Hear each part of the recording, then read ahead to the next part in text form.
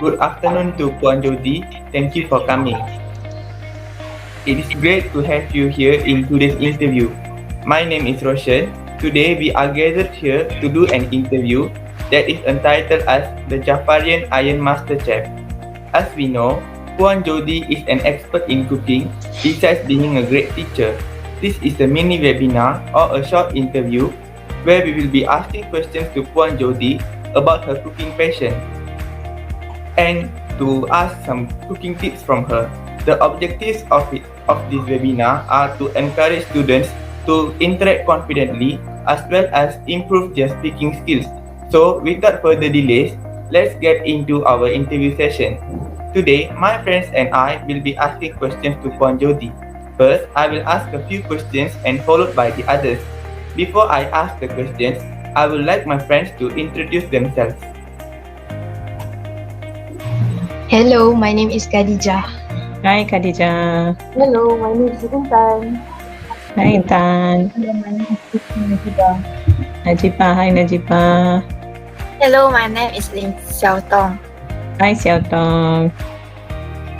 Puan Jody, we understand that you are a fantastic chef.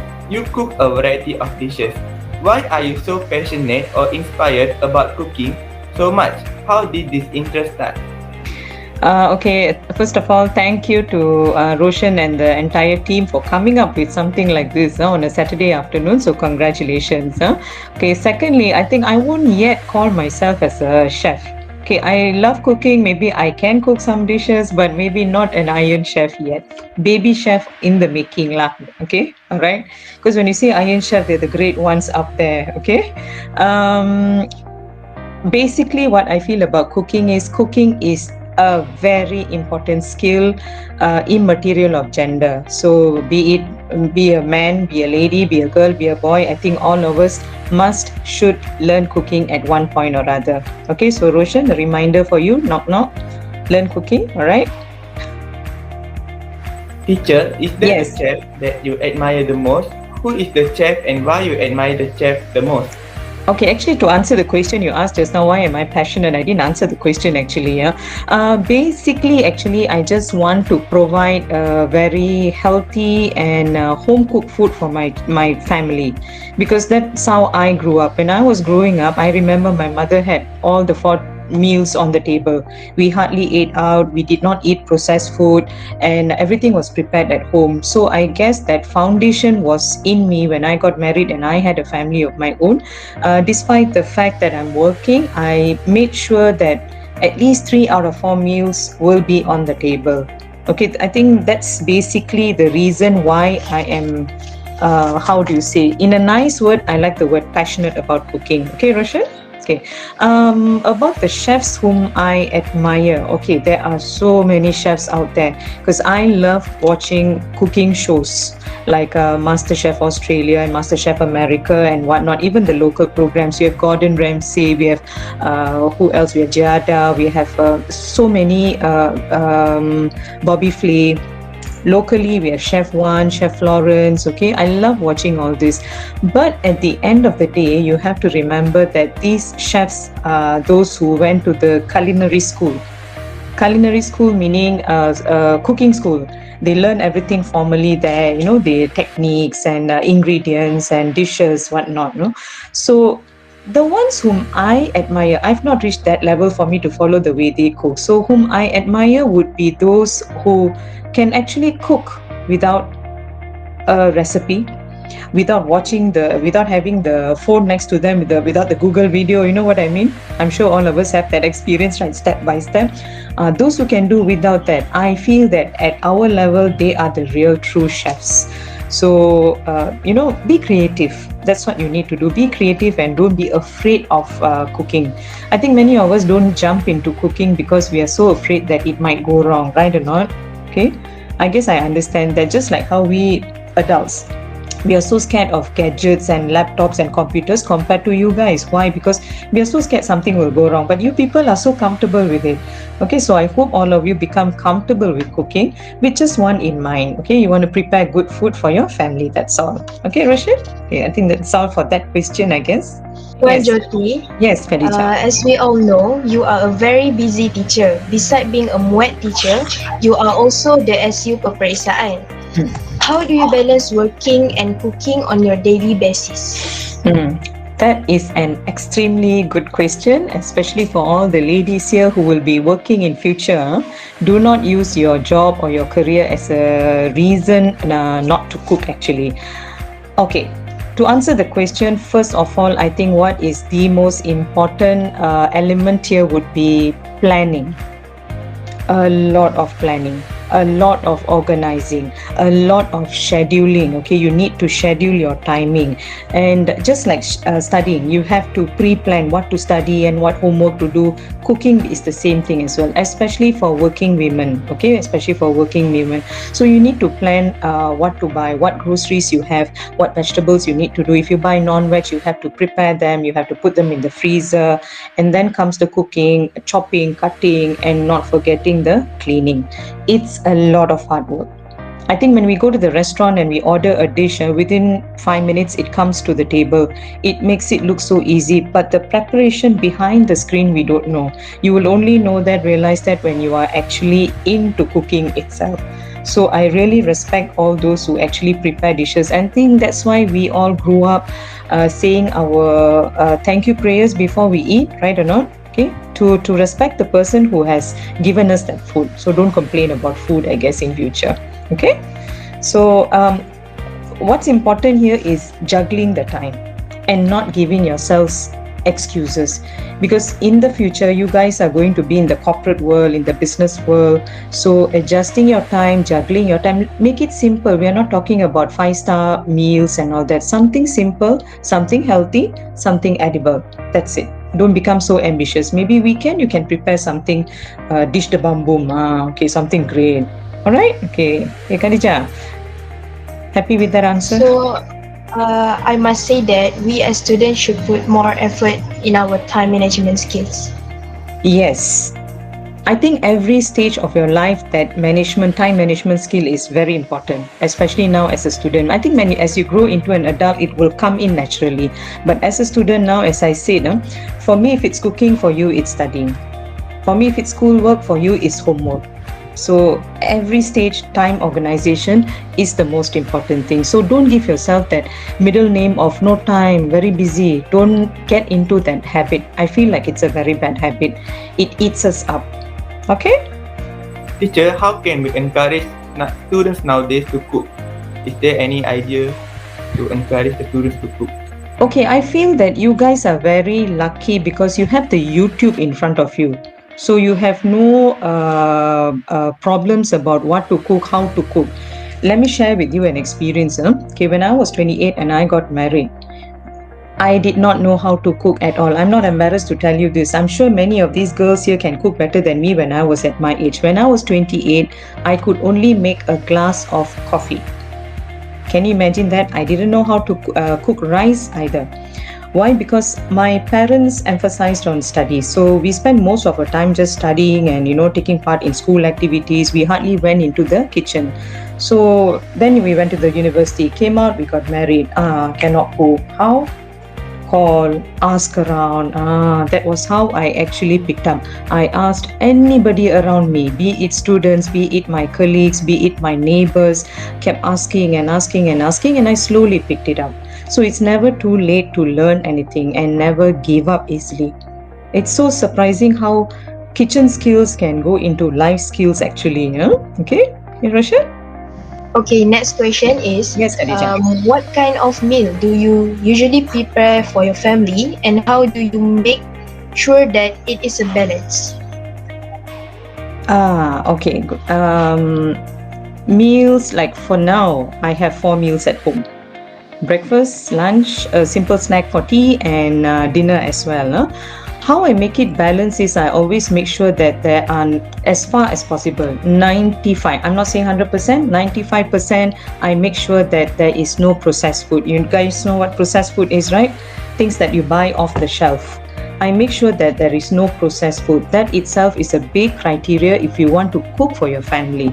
So I cut down on all these, nuggets, sausages, maybe things in the can or things that have long shelf life. It's not good. So that is my first criteria. Criteria number 2 is I make sure there's a balance of that protein, carbohydrate, and it's cooked in a very healthy manner. That means less oil, less salt, less seasoning. I don't use MSG, whatnot. Okay, these are my basic rules. I mean, in short, let me tell you honestly, sedap tak sedap belakang cerita. What's important is the food has to be healthy actually. And you acquire the taste of healthy food at the end of the day. Okay? But once in a while, we have our cheat days. On cheat days, okay, never mind lah, you eat whatever processed food, fast food. Okay, that's why I said you cannot make it 100% clean food. Then you will hate cooking, you will hate eating. So let's be natural, let's be like normal human beings, okay, whereby we give ourselves a treat or the cheat day once in a while, okay? So 4 meals always on the table in my place here. Okay, one day I will also use these tips to prepare a balanced meals for my family. Yes, you must, because you guys are, like as of now, we are exposed to a lot of lifestyle diseases. Cholesterol, heart problems and whatnot, pressure, obesity. So this is one of the best way to prevent yourself and your family members also. In fact, you don't have to wait until you have a family. You can try to instill this in your family even right now. So if you are assisting your mom to cook or anyone in the family to cook, you make sure that you do it the right way. No need fancy 5-star hotel restaurant food. Just basic, normal, our Malaysian food. Okay, but prepared in a healthy manner. Teacher, can you suggest some simple balanced meal that can be easily done by us? Simple balanced meals. Okay, you mean for lunch and dinner? Yes, teacher. Okay, my policy, if you want to follow my policy, is very simple. It's always quarter, half. That's what you call a balanced meal. Okay, what is quarter? You just imagine your plate. Okay, your round plate, you have quarter, and half. So the quarter there must be some form of carbohydrate. Carbohydrate means maybe rice, what else? Rice, pasta, corn. Okay, we have our jagung, that is actually under carbohydrate. So that is quarter of the plate. Don't go and put one mountain of rice in front of you. That is wrong. So quarter. Another quarter would be source of protein. Okay, source of protein. So if you're a non-vegetarian, you can eat chicken, meat, any form of meat, fish, eggs. If you're a vegetarian like me, I'm a vegetarian, so I take a lot of tofu, I take a lot of tempeh. That is one of my favorite meals. Tofu, tempeh, okay, chickpeas, all these lentils. That's another quarter. Okay, what is the other half of my plate? Vegetables. That is very important. So half your plate must actually be filled with plate. So if you ask me in short, what is balanced meal, Xiao Tong? Whatever you eat, make sure it's like that. Quarter, half, remember. If not every day, at least 5 times a week. Remember, we have our cheat days. Okay, so 5 times a week, at least make sure it's quarter, and half. So I think that will actually guide you to proper eating. Okay, and the way you prepare your vegetables is also very important. Don't overcook. Don't cook it until the color runs. That's why I like the Chinese style of just stir frying. That's the best. Or eat it raw. Stir fry or eat it raw. I know that you are expert in making various kind of dishes. My question is, what is the favorite food that you like to cook? Okay, more than favorite food, maybe what I enjoy making is something that I just learned about, say, a year ago. Baking bread and buns. Okay, I think when I was young, I followed my father to the bakery to buy bread. I used to love the smell, the aroma of freshly baked breads. I would say, so nice if my house also can smell like that. But I never had the guts or the the opportunity to actually try it out. So last year when the MCO started, we were all at home. Besides doing schoolwork, I had a little bit of extra time in hand. I started watching YouTubes, asking around my friends and all that, and I actually tried out a few times. And now I feel that every other day my house meal smells like a bakery. And what I learned over this 1 year is when we don't do something, it looks difficult.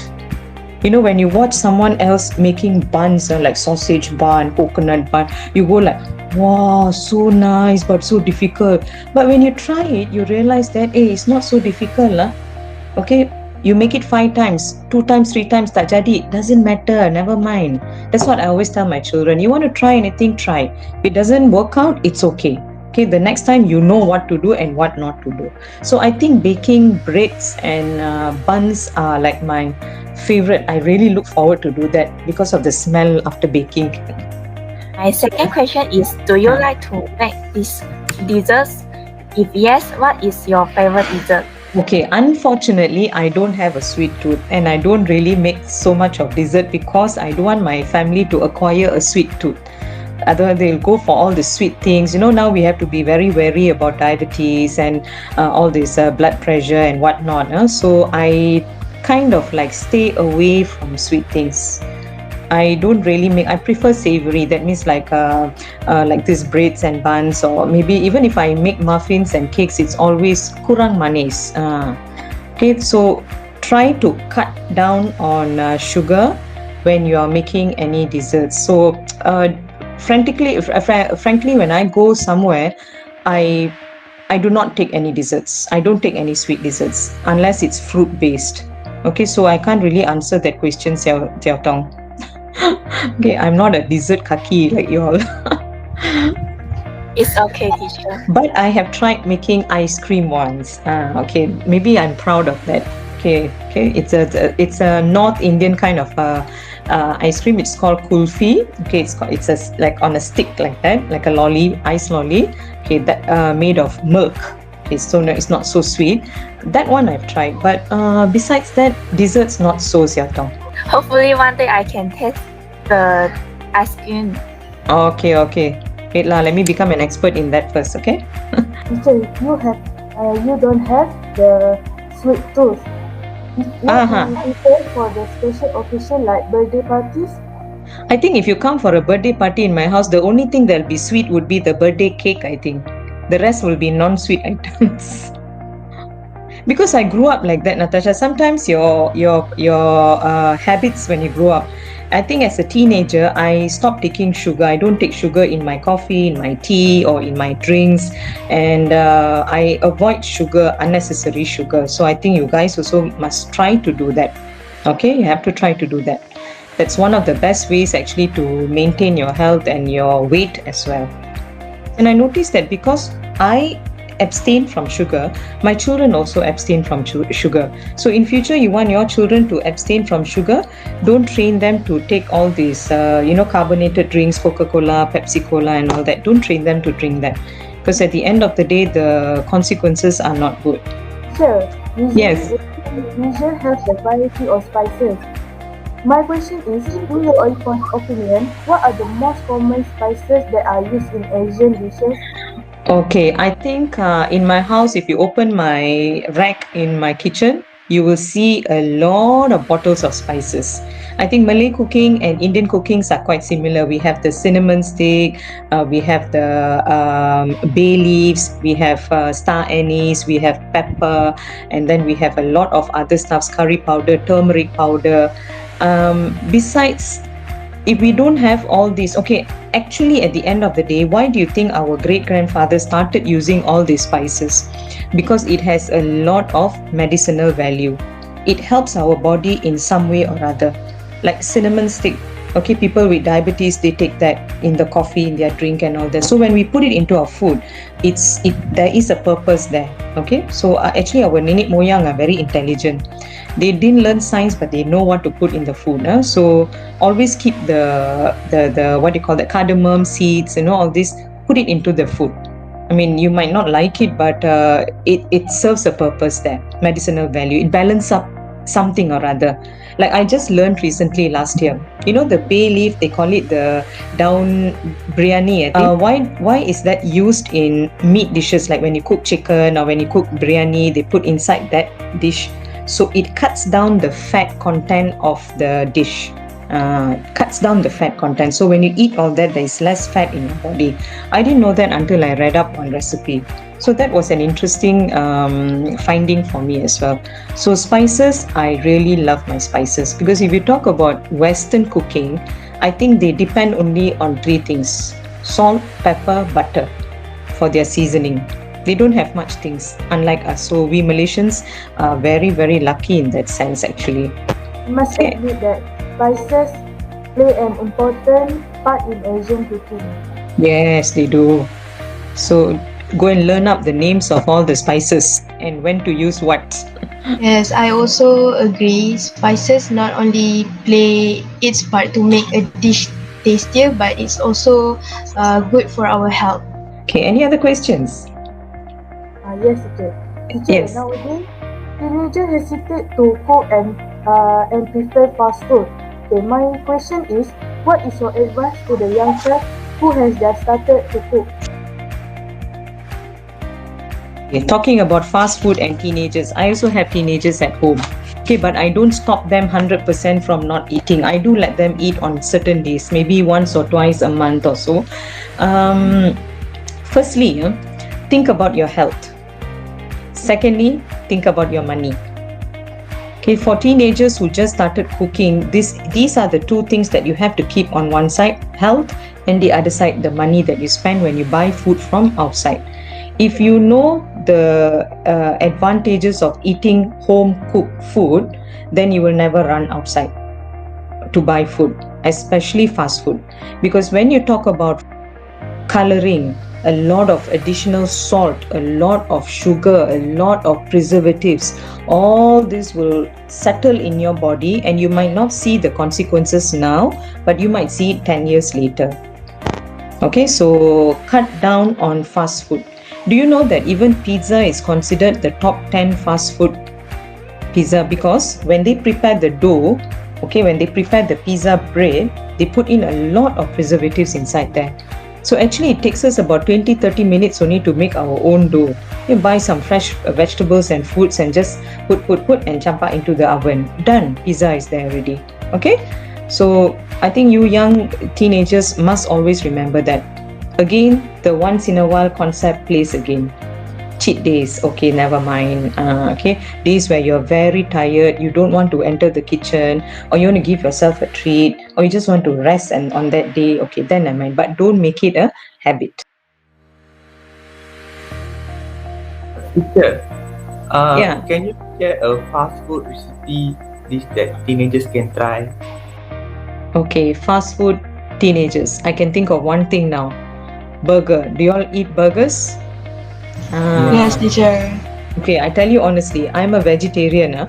I don't eat meat, but I love the smell of the burger being cooked. I like the smell only, but I don't eat. I was wondering one day when I watched a documentary how burger, the burger patties, the meat patties was produced. I got so scared. You know why? Because they put everything into that. You talk about chicken burger, from the nails, from the beak, everything they just put into the machine and they grind it. So when I saw that, I was like, okay, no way, I'm going to serve that to my family. So I started making my own burger patties. It's so easy. I thought it's a tough job, but it's actually very easy, and my children say it's tastier. What you do is just buy some minced meat, the daging cincang that you can get in Giant and all that. Just buy that one packet, okay? Add 1 egg, salt, pepper, a little bit of breadcrumbs, and then you just give it a good mix, make it into patties and put it in the freezer. Every time you feel like eating a burger, just take it out and grill it on your pan and put some cheese and you're ready to go already. So it's a very simple process actually, yeah. All right, so if you want to try it out, you can make in bulk and put it up in the freezer so that you can eat it like 2 or 3 times instead of buying the ready-made. Okay, teacher, I want to ask you a question. Sure.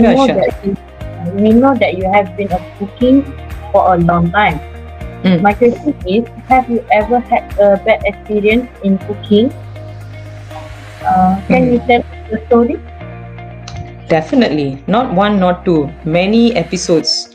Too much of salt, rice, nasi sudah jadi bubur. All that has happened with me. Yeah? As I said, I started cooking very late, at the age of late 20s only. And I remember those days, there was one time when during school days, I get up at 4 in the morning and I cook lunch because my children will come back to eat. So there was one day I got up to make chicken curry. And usually what I do is I'll mix a cup of coffee and I will leave it by my side. Okay, while I'm cooking, I'll just take one sip. I'm cooking and take one sip. So as I was cooking that day, I was supposed to pour hot water into my chicken curry. It was 70% done. You know what I did? I accidentally took my coffee cup and I poured the coffee into the kuali. You see Khadija's expression? I went like that. I panicked.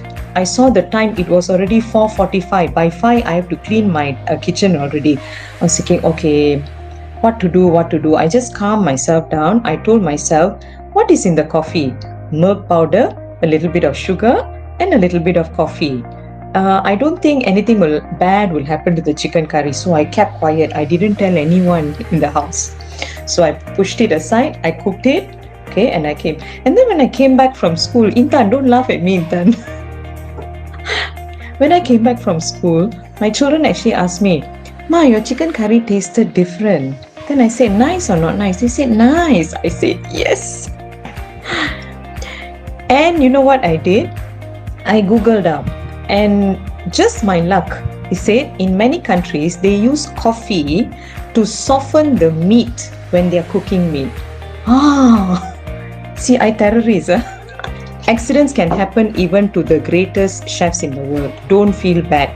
What you need to do is calm down and just ask yourself, can you repair it? And now thanks to Google God, you can always repair it. Let's say you're making a pot of curry and you put in too much of salt. What do? Cut a potato and put inside. The potato will absorb.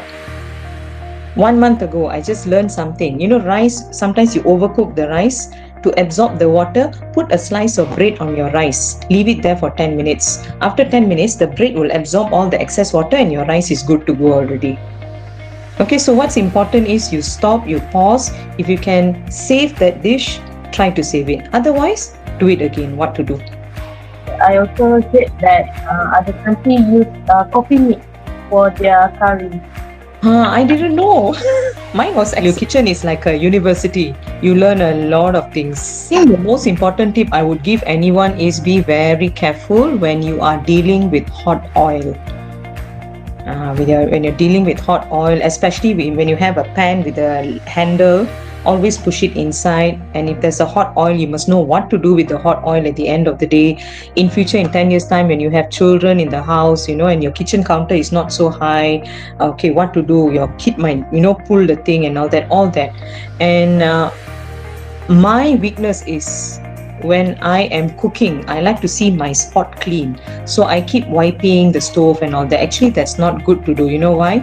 You will end up having marks on your hand because you'll touch the grills of the hot stove. So once you're done with cooking, wait for 10 minutes, let everything cool down, then you give it a scrub with soap and water. Basic things when you're cutting, make sure you're not multitasking. Okay, like when you're cutting onions and all that, don't look around and cut. These are the simple things. I think it comes with experience. You can't study this. It comes with experience. The international chefs can just cut an onion. I don't think I can. If I do that, my finger will be in the dish. So we are all amateurs. That's why I say we are not iron chefs yet. We are all amateurs. But what changed me into somebody who dares to cook, try out a lot of dishes.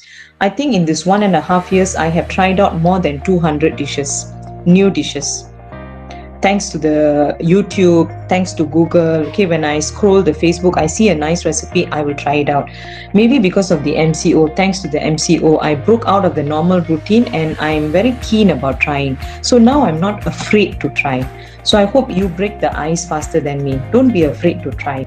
And my tip, if you want to do something new, let's say you're first time doing appam balik, okay?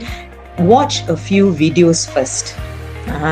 Watch a few videos, because in every video they will give you the tips, the do's and don'ts, what to do, what not to do, how to get a fluffy appam bali, how to get a soft appam bali. So you register all that in your mind, and then you look out for the best video recipe for you.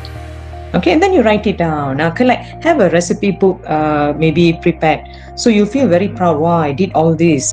I prefer taking a picture of the food that I have prepared rather than going to a restaurant and taking picture of that food. For what? That's not something prepared. So don't be afraid of cooking. That's all. I was very afraid of cooking initially because I was so scared that it won't turn out well. Okay, so cook with love, everything will turn out well. So if you practice that in the kitchen, so as a student in the school during exam, I think it will automatically come to you. Okay, stay calm, think what to do, how to repair, all those skills will come. These skills are actually you use it for life in future, not only in the kitchen. Okay, being patient, being brave, being resilient, you don't give up, determined. Okay, all these are actually skills that you pick up along the way when you just walk into the kitchen and try out something. So maybe tell yourself once a week, give yourself that, okay, I want to try out a new recipe.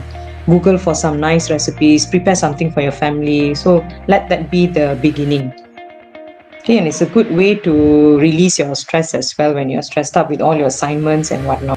We are almost at the end of this interview session. Okay. Since you have the interest in cooking, have you ever dreamed about being a chef, or have you thought of opening a social media account where you can share the menu that you cook or share the recipe in the future?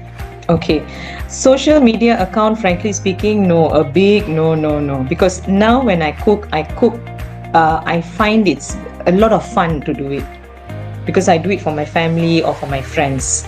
Sharing pictures, yes, I do post my pictures in WhatsApp status, that's it. Okay, and when my friends see my pictures, they respond back to me, said, hey, give me the menu, give me the recipe.